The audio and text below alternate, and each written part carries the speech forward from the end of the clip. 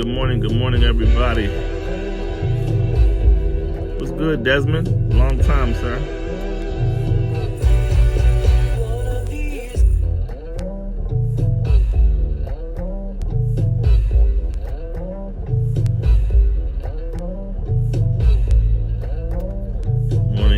Good morning. Let me see. Just trying to see something.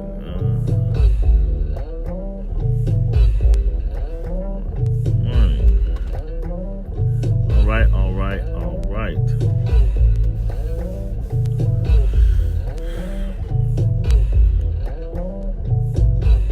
One more minute and we off to the races.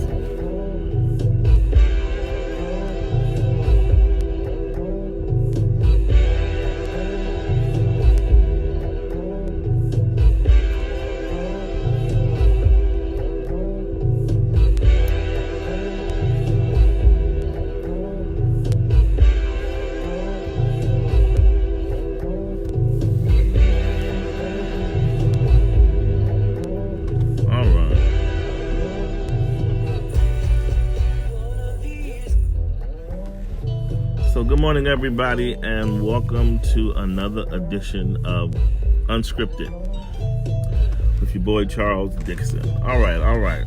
So, as you guys may have seen in the question, it is entitled, "Will He Ever Forgive Me?" I guess I don't need to go much further than that. You guys know what this probably looks like. But anyway, all right. This is pretty tough. Let me know if this music is too loud. All right. I have been married for 6 years and have 2 children with my husband. He is a driven man and doing very well in his career. We want for nothing. However, the lifestyle he provides comes at a cost. Long nights, weekly business trips, weekends, and countless missed after-school activities, birthdays, and even some major holidays. The kids and I spend many days alone. There isn't much time for date nights, and most of the time he's not present even when he's at home. I realized early in our marriage, I was married and very alone. I strayed, and what started as an emotional affair of the heart escalated to a torrid sexual love affair. A torrid. She had to say torrid. Anyway, my husband discovered us and pleaded for his forgiveness, and he stayed. Wait a minute. Let me read that again. My husband discovered us, and I pleaded for his forgiveness, and he stayed. I was about the show was about to be over quickly. I think because he may have felt like his lifestyle contributed to my cheating and pushed me into the arms of another man. He promised to cut back and spend more time at home with me and the kids, and he did, but he has drifted back to his old schedule, rarely touches me in bed, and we pass each other like strangers in our own home. There are happy times, but even those moments fizzle out quickly and are few far in between. I don't know if it's just who he is or if he holds a grudge against me, but I am starting to feel the loneliness creep back in. I want to remain faithful, but the temptation is strong. How do I win back my husband? Will he ever truly forgive me? Does he share any responsibility for what has happened to us? Am I alone in my marriage and in this indiscretion? I want my husband to be the one I spend the rest of my life with. I don't want to lose him. I'll repeat that last part. Am I alone in my marriage and in this indiscretion? I want my husband to be the one I spend the rest of my life with. I don't want to lose him. Okay. I have to say this because, after a few of these stories that I've read, at first I was a little numb to them the first couple of weeks when I started doing these questions, and as some of these things come in, especially the ones that I can relate to, or I can maybe say at some point in time maybe I took part in. However, it gets to a point where some of it really gets disturbing, because I see like a trend, and the trend is, I know people may say, yes, I talk to my husband or I talk to my wife, but it seems like we are doing today less talking and more action. We're not talking, we just making the moves toward options. So, I just feel like, I don't know what the dynamic of, your household is in terms of communication. I know you say he's not there, but I have to just think, before you go out and before these things escalate, are you really exhausting the communicative portion? Or are you just simply saying, I'm tired of this, I'm going to do me, and I'm out there? Because doing me cost.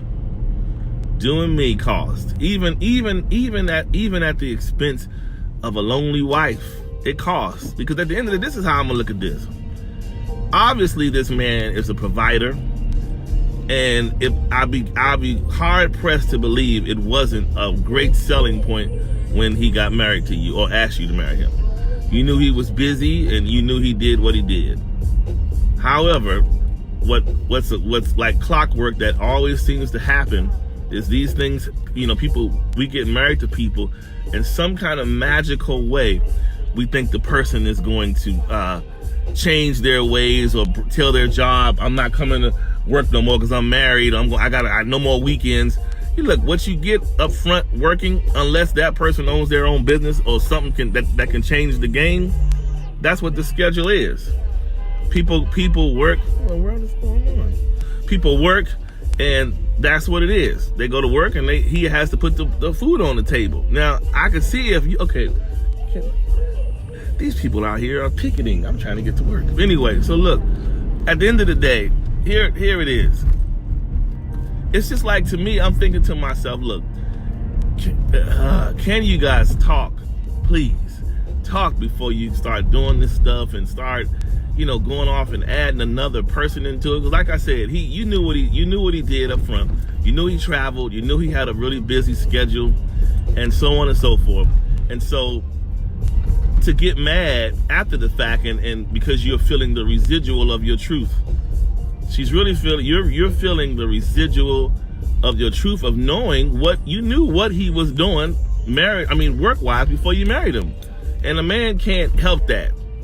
Let me just tell you this. Sometimes it's hard for a man to when he gets into a certain mode, a certain grind, a certain thing that he does, he becomes, it just becomes him. And so sometimes it takes you to kind of to shake him and say, babe, I know you're doing this, that, and the other, but please make some time for us. I don't know if you haven't done that yet, but try these other things first before you try someone else, because those kind of things you can't return from sometimes. So let me just go right on into my truth on this one.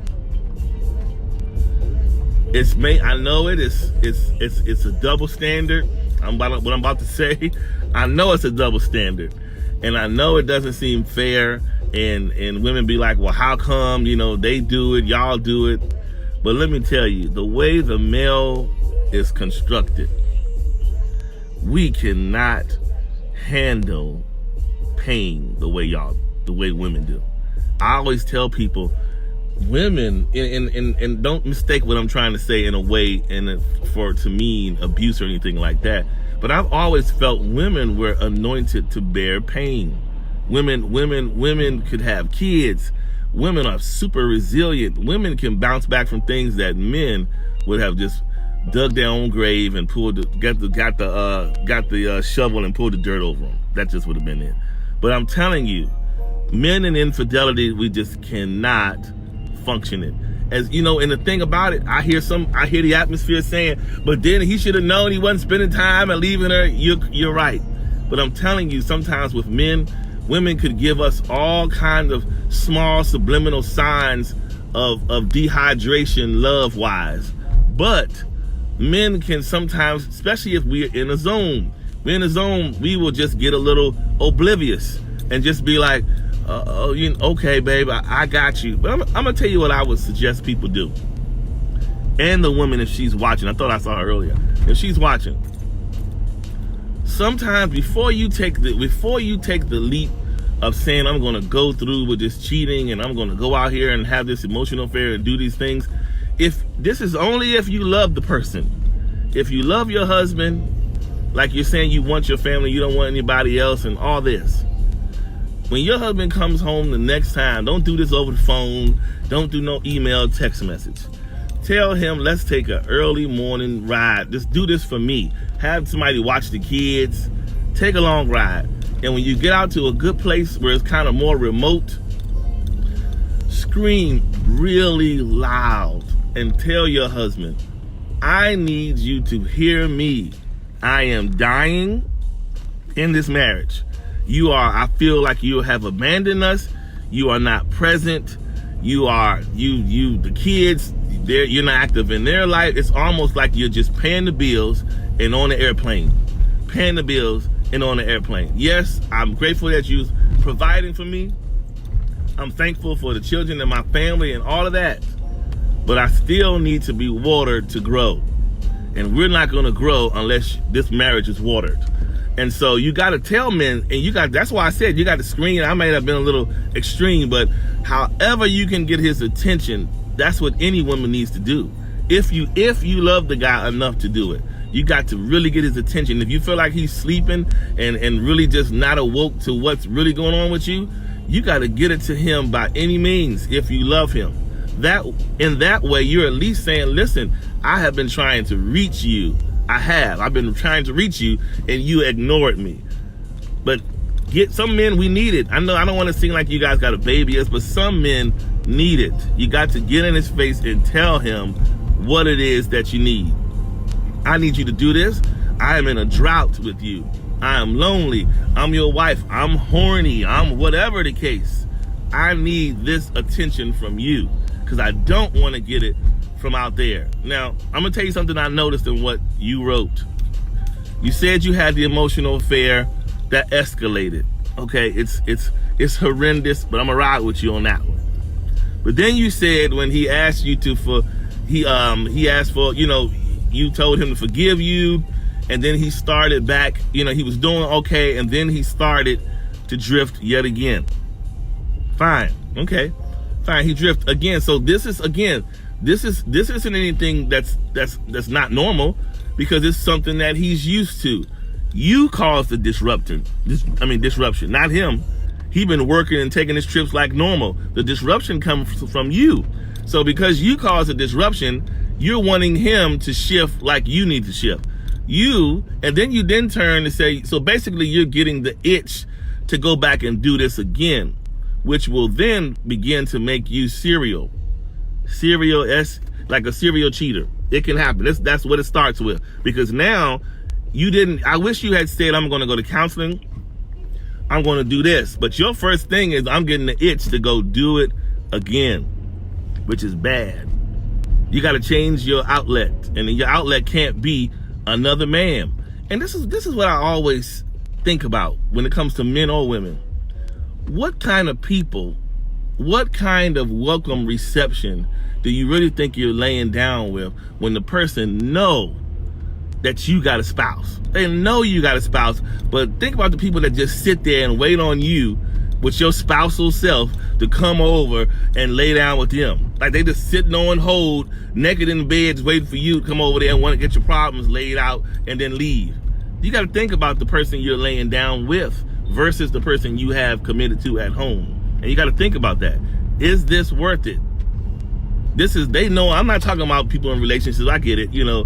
It's wrong either way. But some people have different looks and a set of priorities when it comes to relationship cheating or whatever. But in marriage, everybody understands what marriage is. People know marriage is a covenant. We all know this. So if you go against this and act like it's unbeknownst to you what you're doing, we all know that people are crazy. So if you are with somebody, think about the person that you're with that's allowing you to do this. And so what kind of person you think you're going to end up with should it go awry, which it eventually will if you keep going, and you're going to be left with the with the person, because the husband gonna leave, or if it's a situation where it's a wife, she gonna leave. So people are going to leave if it keeps up, if the calamity keeps up, and if it hits the fan, they're gonna leave, and then you're gonna be left with the person you cheating with, and 9 times out of 10, neither one of y'all are gonna trust each other at all. And so we got to think about it. Don't make cheating, because this is becoming. Is it really about being lonely, or is it about pleasure?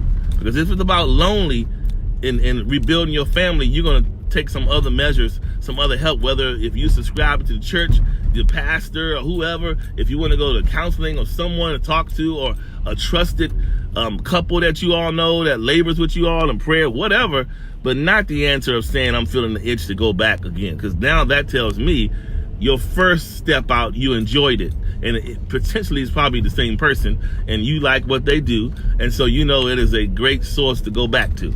So you feel like, well, if he ain't gonna still be listening to me, I'm gonna go on over here. Well, if it's that bad, here's the other part of it. If it's that bad, why keep cheating on a man? If you really are that much in a drought, and again, if you're really that much in a drought, there are other methods to end your pain, rather than keep cheating on a man and causing more pain. But don't do this. You know, we already got enough, like I said, reckless and broken in marriages and examples out here that's steady perpetuating every day. And so at some point, we got to take another route.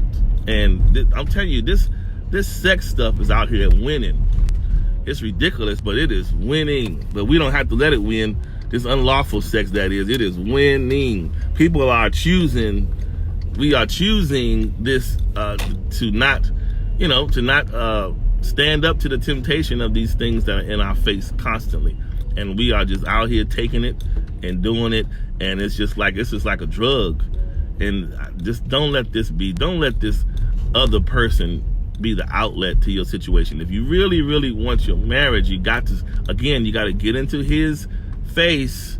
If it's a woman out there listening, if you know, whatever, if you know, whoever, if your woman is cheating on you, or vice versa, if the man is cheating on you, get in their face and say, I need you to do this for me, for this marriage, before we drown or die, dry up and die. But talk to the person and say something at first before you just give it all up and just end the situation by just totally straight clowning out in the street and just making a total mockery, because that's what'll happen. And so I don't know, these topics are just not so good. But listen, please listen to me and tell and talk to your husband. Talk to him as soon as you can. But don't go back out and do this again, because I'm gonna tell you, you said that he's quiet, he's not touching you. You know why he's not touching you? I'm parking it. Let me just say this really fast. He's not touching you because he is looking at you as tainted. He has the thought in his mind that this man has been touching my wife, doing this to my wife, God knows what, to my wife. And in his mind, he has trouble reconciling it when he's in the bed next to you. That's why he's not touching you. That's why he's walking past you like he's not seeing you and all this, because this is his coping mechanism. If you know, some people, some people will be worse than that. You got some men out here that are strikers and abusers, and they wouldn't have took that situation the way he did and listened to you plead to stay and all that. He would have been like, listen, I done paid all these bills, I've been doing all this stuff, and you doing blah blah blah. Yeah, some people out here like that. So you seem to have this is a mild-mannered sounding man.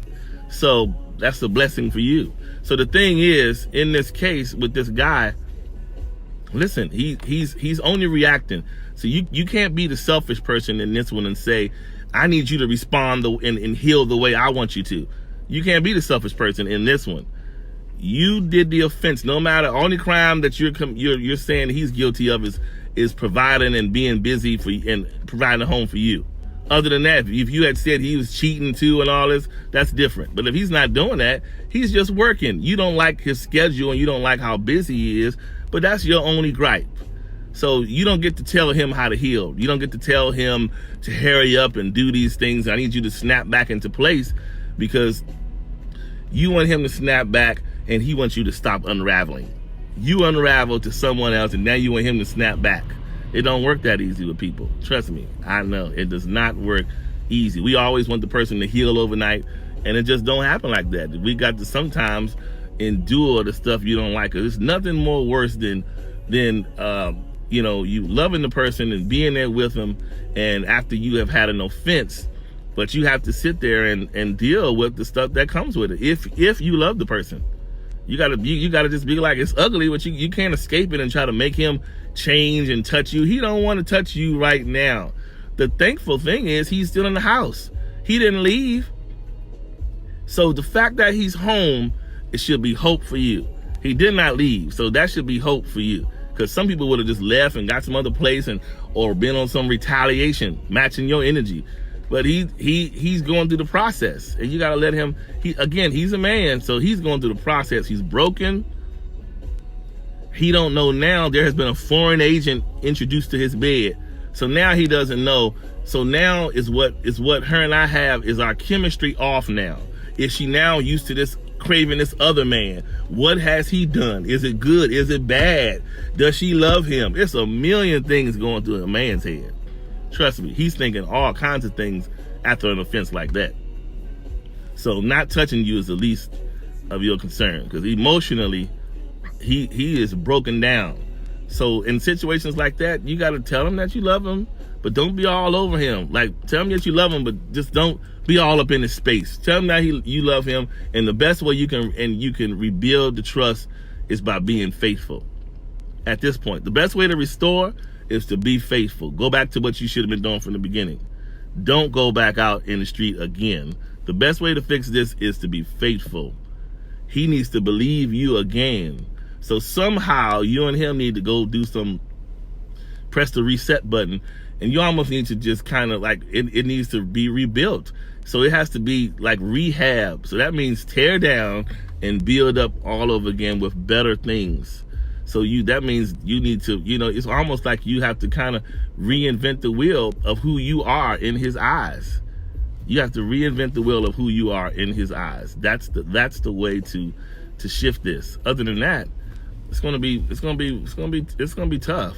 It's gonna be a long ride because he is a man. Women, like I said, women never forget, right? Women never forget infidelity. However, they're resilient and they will kind of move on in time. They won't forget it, but they'll move on. Men, we'll drag the bullet. The bullet will be lodged in our heart forever. It's just forever. Because to us, the thing that we pride ourselves over has been snatched. So now he just feels like he's a handicapped man in life now. I'm a handicapped man. The thing that I pride myself over has been broken and taken in my house. So now he is just sitting there like, I don't know. He just on borrowed time. So that's why I said leave him to him. Let him. Don't stress him. But you got to keep telling him. You got to reinforce in his ear that you love him. You're not going anywhere. You're sorry. You're gonna be here. Me and the kids love you. We need you. Those are things that men need to hear. Tell him those things and reinforce it in his head to stay. That you're gonna stay, and that you're never doing this again. You got to reinforce him. And listen, I'm just going to keep it 100. I don't care if nobody tell you. Because sometimes we as men, if you've been ever cheated on before, you're going to ask the person, what was he? And your answer should always be, it was not nothing. I don't care if your head was through the headboard. You tell the man it was nothing. Don't ever tell the man, well, he did beat it up. No, the marriage will be over. Tell the man, if he asks you, because men ask questions like women ask questions. Men really ask questions because they got a lot of ego involved. So men are going to ask some questions if they've been cheated on and if they're going to stay with you. And here's the hopeful part. The questions come when he's already kind of made his mind up that he's going to stay. The questions come when he made up his mind that he's going to stay. If he's not going to stay, he's not going to ask you no questions. If he's going to stay, he's going to say, so you would do, right? I mean, what did you like with him? Because now he's trying to reason. He's going to stay. He loves you, but he's trying to reason in his mind to how can I conceptualize this as a man and kind of figure this out? I need to put it in front of me so I can put it behind me. I got to put it in front of me so I can put it behind me. So he's trying to reason in his mind and figure out, what this is all about. And so men, men going to think, okay, well, is he a really, really good looking guy? Is he just really like, is he better than me? Is he bigger than me? All those thoughts go through men's mind.